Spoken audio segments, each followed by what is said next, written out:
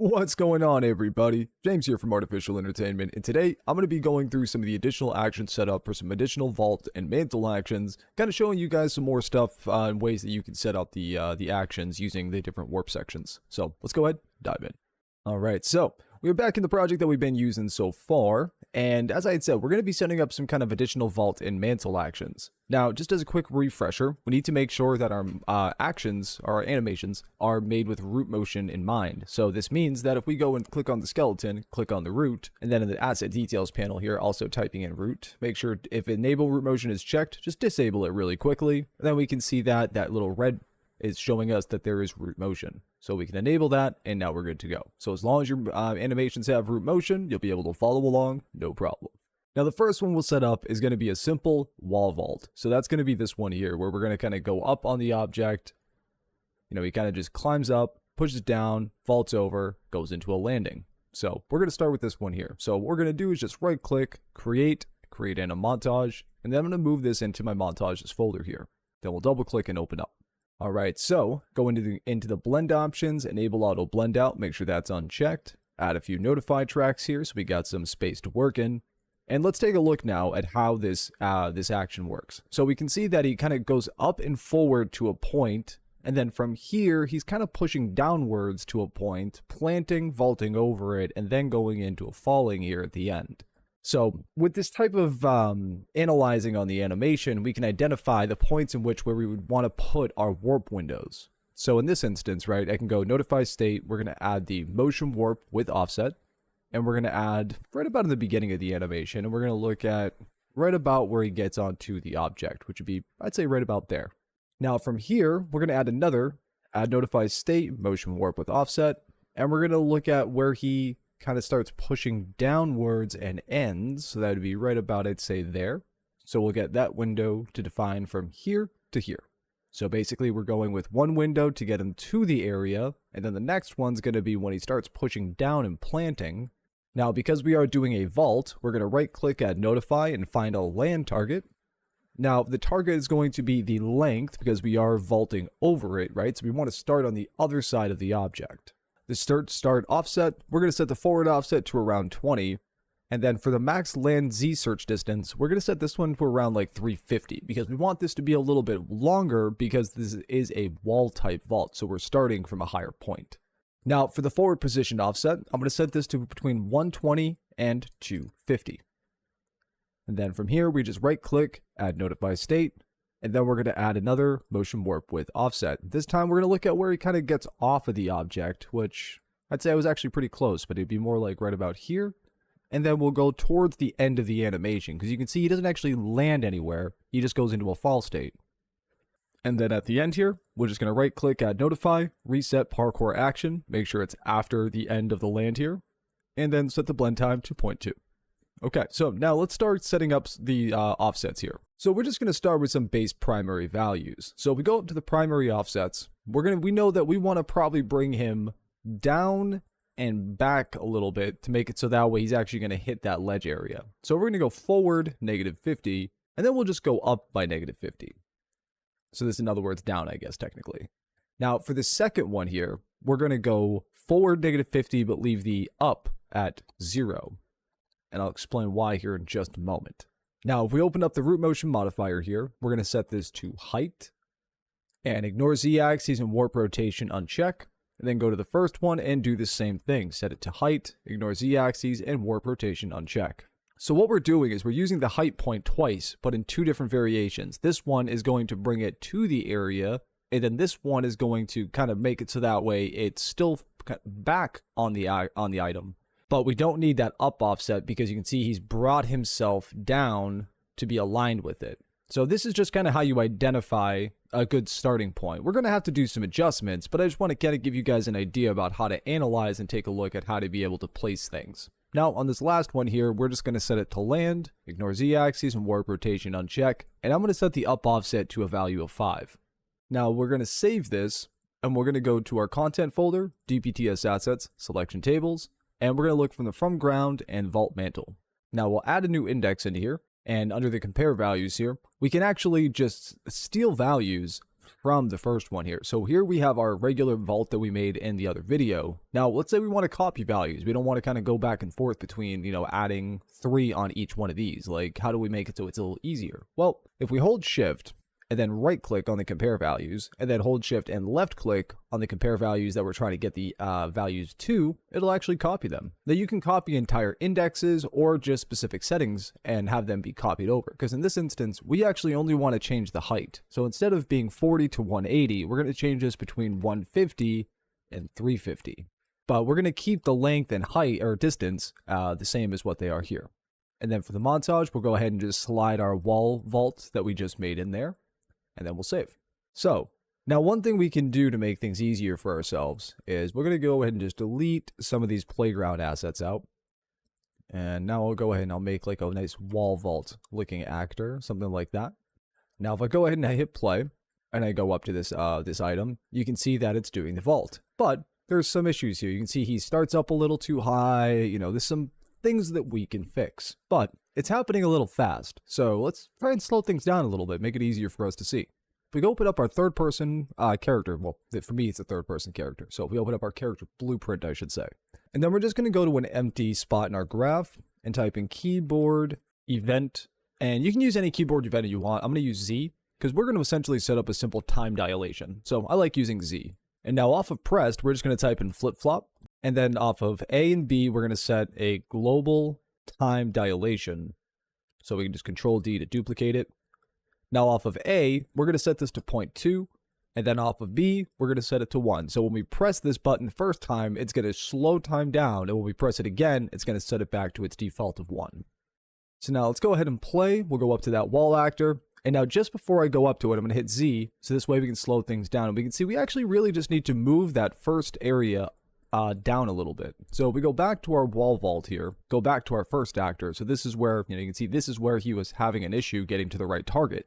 So for the up offset, we'll just change this to we'll add an extra 100 units, just as a starting point. We'll hit Z again to slow things down. And you can see, all right, it's okay. Maybe a little too much. So we'll set this to maybe, negative 130 to, add an additional. It's this is where it's just all about playing around. And, I'd say that looks a hell of a lot better. Now, if we hit play, will you look at the landing now? You can see that it's probably going a little too far forward, right? So we can actually adjust this. If we go into our find land target and go into our forward position here, I'm going to actually reduce this down a little bit. I'm going to make it between 90 and 200.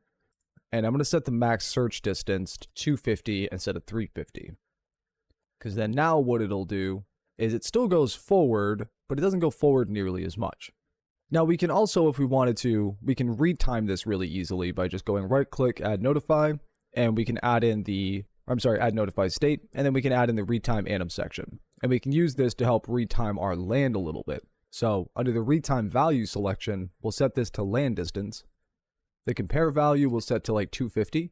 And we'll set the clamp to between 0.7 and 1 with the default play rate of 1. So we'll go ahead and save that and we'll try it now.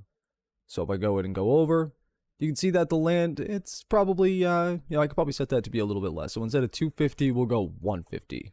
And we'll try that and see how that looks. So if I do it now, you can see that he's actually going a lot slower over the object. But maybe still a little too far forward. So, this is where we kind of just play around with things. So we'll go between 90 and 150. Just kind of reducing down that forward distance there. There we go. Now, I feel like that looks pretty good. He's kind of going over the item and he's landing in front of it. Now, obviously, we could adjust the retime and things like that. But, this is where it's all about fine tuning. And I don't want to waste your guys' time just doing that stuff. But this is an example of using the height point twice with 2 different offsets to be able to control the animation. And then using the land to be able to get it to go to a point, even if it doesn't actually have a point. So by raising up the offset on the land by 5, it just makes it so that way it kind of just starts a little bit more above rather than accidentally clipping into the ground. So now from here, let's go ahead and start setting up some of the additional stuff. So if we go back to my Parkour folder here, I also have this wall mantle. So we can see here where it goes, and he actually goes on top of the actor. So this is where we can start looking at mantle actions. So because there's a little bit of a difference when you're setting up mantle actions than there is with vaults. So we'll go ahead and just right click, create the anim montage, move this into my montages folder, and then we'll double click to open this up. Now, just like before, we're going to make sure enable auto blend out is unchecked, adding a few notify tracks into here. And then the first thing we'll do is right click, add notify state, and motion warp with offset. Now here's the good thing is that because we figured out the offsets inside of that vault animation, we can actually use a very similar setup for the mantle. So we'll look at where the character does that first initial plant, which would be right about there. And then we're going to right click, add notify state, motion warp with offset. And we'll look at where he does his full plant downwards, which would be, I'd say, right about there. And from here, we're going to right click, add notify, find land target, right click, add notify state, and motion warp with offset. Because of the mantle, you can see that he's kind of going to go on top of the area. It's not going to be root motion carrying him over first. So we're going to kind of start that landing adjustment pretty early, somewhere right about here, and then have it end right about here. Now, if we click on the find land target here, we're going to, on the trace start target, instead of length, because we're doing a mantle, we're going on top of the actor. So if I actually go ahead and make this a little wider here, you know, we don't want to find the landing from over here on the other side. We actually want to find it from the found height point. So in that instance, the trace start target's going to be height. Now for the offsets here, we're not going to do a forward offset, but in this case, we're going to do an up offset instead to raise it up off of the height point so it doesn't just intersect with the top here as it's trying to find a land target. And for the distance and Z search, these I recommend keeping pretty low for mantles anyways. So I go usually a distance of 60 and a forward offset depending on the action. This one looks like he's getting kind of going on to pretty close to where he's starting. So I'm going to set it to a minimum of 20, maximum of 60. And then at the end here, add notify and the reset parkour action, set the blend time to 0.2. Okay, so let's go ahead and set up our offsets now. So if we go back to the first one here, just like with the other one, we learned that the offsets are going to be -50 on the forward and -130 on the up. Second one here is going to be -50 on the forward, but up is going to be 0. And then for our land here, we're just going to keep it as is. So now we'll go ahead and start adding in the root motion modifiers. So for this one, the target's going to be land, and unchecking ignore z-axes and warp rotation. The one in the middle here, unchecking ignore z-axes and warp rotation, and this one's going to be height. And then this one here is also going to be height, and then we're going to uncheck ignore z-axes and warp rotation. So there we go. So now we've got the mantle all done. We've added in the offsets, we've added in a land search. So let's go ahead and back to our vault mantle selection table. We're going to add another index into here. And then we'll take the compare values. I'm going to make them manually this time. And for the height, we're going to go between 150 and 350. For the length, this time because it's a mantle, I'm going to go between 50 and 350. And for the distance, I'll keep that at 0. And then we'll open up the montage selection and we'll put in the two-hand on montage. So we'll play. And now if I walk over to this, you can see that we are now mantling on top of it. So now we can mantle on top of these. We can also vault over the shorter ones, and we can vault over these ones as well.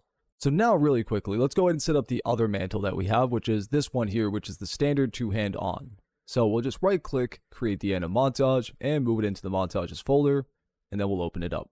Now, once again, we're just going to go with the enable auto blend out, uncheck, add a few notified tracks into here, right click, add notified state, motion warp with offset, and again, we'll look at where he does his first plant, which would be, that's it right about there. So we can add that, and then from here, we're going to right click, add notify, and find land target. And just like what we did before, you know, with mantle actions, we want to start from the height point, maybe bring it up a little bit so it doesn't intersect with the ground. And then we're going to make it so that way you can only find a land target, you know, pretty short distance because, again, it is a mantle. So we're going to go ahead and set the position for the min and max to probably be between 20 and 60, just like what we did with the last one. And then right click, add notify state, motion warp with offset. And we're going to look at where he's going to start moving to that area, which would be right about here. And then we'll set him to stop right about there. Now, something I do recommend with some of these actions is you might want to raise up the landing on some of the mantles as well. So like this one, I think it's going to need it, but we'll take a look and find out. But the first thing we're definitely going to want to do is go to the motion warp offset settings here on the first window, go into the offsets, set the forward to -50, and we'll set the up to -120. So we'll kind of follow the same principle with the with this one, but I feel like we're actually going to need to go less. We'll just start at -50 on the up. Now we're also just going to scrub through and see where he gets. Actually, we could probably pull this land position forward a little bit. And then right about here, add notify and reset parkour action. So just always remember that you have this notify for the reset at the end of all the actions, just to make sure everything resets accordingly. But now from here, what we can do is set up our warps. So this one's going to be height. Because, again, if you're mantling, you're starting at the height point and then going to your, whatever land target's going to be. So because we got the land target being found with that, we can go ahead and go into this offset here and root motion modifier, go into the warp target name here and just go height, or I'm sorry, land, and then uncheck ignore z-axis and warp rotation. So there we go. So now if I save this, I'll duplicate this piece and I'll just bring it down so that way it's, lower to the ground here. And we're going to go back into our vault mantle selector, add another row. Now I'm going to take the compare values from our index 2. This is the wall mantle that we just made. I'm going to take those with a shift right click and a shift left click on index 3. And what I'm going to do is on the index 0 for the compare values, which is our height, I'm going to change this to between 40 and 150. And then we'll take the montage selection and we'll go ahead and drop this right on in the two-hand on montage. Then we'll hit play. And now, all right, sorry about that rough cut, guys.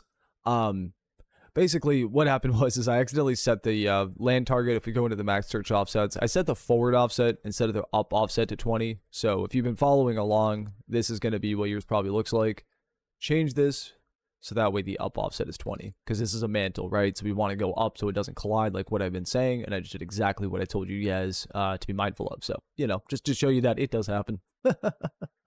But with that in mind now, we're just going to recap real quick. So we got our primary offsets. We're going to be using -50 for the forward offset, up offset we're going to leave off. And then we're finding our land target and then going to said land target. So now let's see if it works. All right, look at that. Beautiful. So now we've got a mantle on. We've got this one here where we're mantling on. And then we can also do a vault over. So perfect. All right, so now we got a few different actions we can do now. So outside of like the standard way that you can use, like I've been showing you with the vaults and mantles, there's other ways that we can use some of these locations as well. For something like, for example, this, where we can roll over something, it's obviously going to be used for something a little longer than you would use for a standard vault.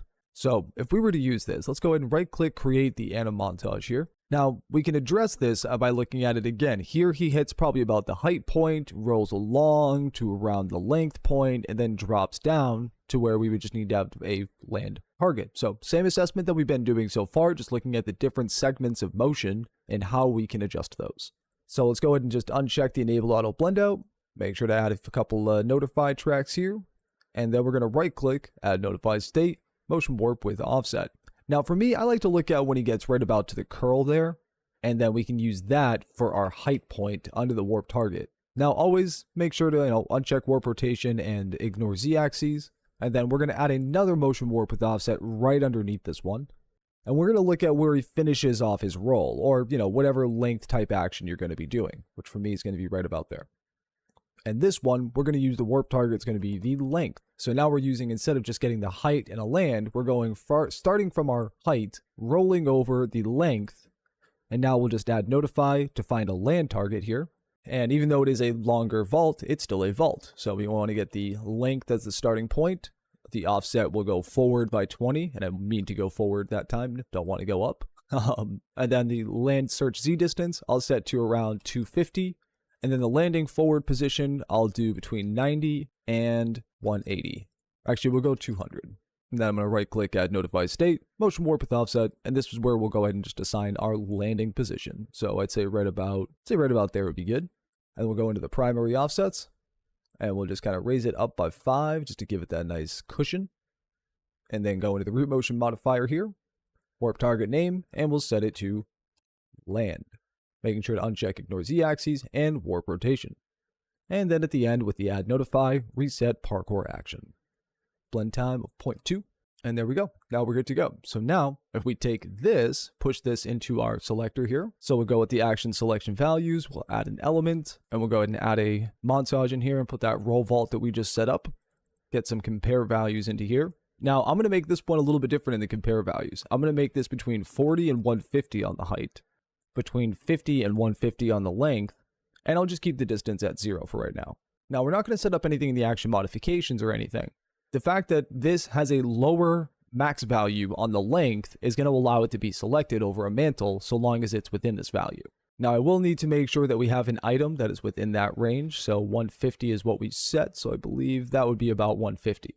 So if I go up to this object, we'll move it over to the side so it's not blocked by our other one. And we'll go up and we'll press the space bar, and you can see that he rolls over it.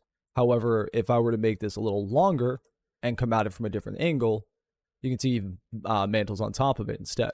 So it's using just like whatever the closest and best matching value is going to be what it's going to choose for the animation. And you can really easily define a lot of different locations and adjustments and a whole bunch of stuff utilizing the different offset adjustments that you can set within the animations. Now finally, let's go ahead and take a look at setting up the tic-tac actions, which I have a left and right one here, where you can see it just jumps off the wall over an area and then lands. So it's a very simple action, but we're going to go ahead and take both of these, right click, and then create the anim montage, because we're going to set both of these up. Now, these are actually very simple, but there's a lot of different ways you can set these up, but I'm just going to set them up the more basic way. Now, what we're going to do is, as usual, enable auto blend out on check, make sure to add a couple notify tracks, and then right click, add notify state, and whoops, it's the wrong one. Then we're going to add the motion warp with offset. Now, with the tic-tac actions, what I find is that you want to look at where he plants onto the wall. You don't want to look at where he gets to like here, you want it to go right about here. Because what we can do is then from there let the root motion take over to be able to get us off the wall. And then if we right click, add notify state, motion warp with offset from let's say about here to here, we can use for the landing position. So we're actually not even going to give it a height point, but you can. And this is why I say I'm doing it a basic way, because I'm not giving it a height point to go over the target. I'm just going to have it go over using the root motion. Now, if we go ahead and click on the first offset here that we've made, we're going to go to the primary offsets, and go into the right offset. Now, bearing in mind that this is the tic-tac right, we're going to make sure that it's moving ourselves to the left, so this way it's offsetting from the wall. Now, always remember that right positive, left negative. So in this case, we're going to go negative 80 to move us away from the right side of the wall.